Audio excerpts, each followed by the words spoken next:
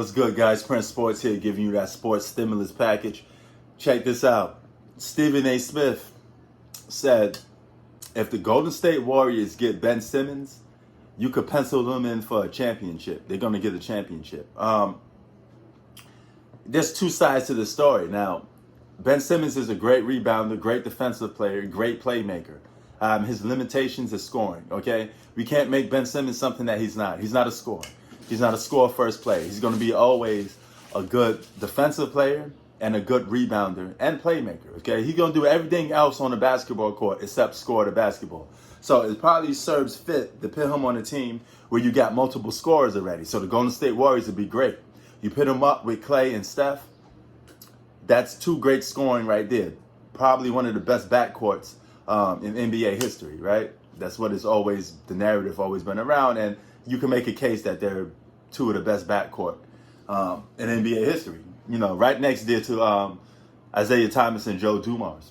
You know, also Hall of Famers. The only Hall of Fame backcourt basketball in NBA history so far. But Klay Thompson and Steph may have something to say about that. Here's the thing. Ben Simmons. Ben Simmons is like a more upgradable version of Draymond Green, okay?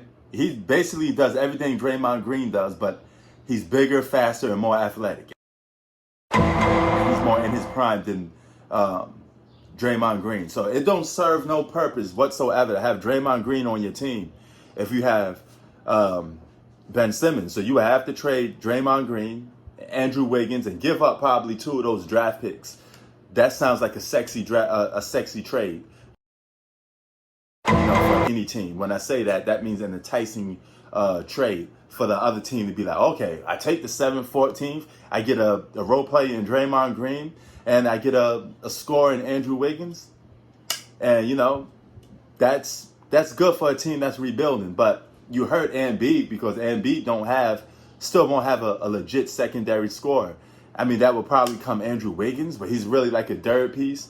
You know, he could help that team, but you would have to really strike gold with that 7th and 14th draft pick. You know, you may have to throw in Wiseman in there, but if you have to throw Wiseman in there, I may say no. Wiseman is going to be a future All-Star. But if you got Wiseman in that lineup with Ben Simmons, Clay, and Steph, that's a good four players in your starting lineup that's really deadly and legit. Now, do I think you could pencil that in for a championship? No. Because for the simple fact, you're going to need some scoring at the end of the day. And Ben Simmons has to increase his scoring game.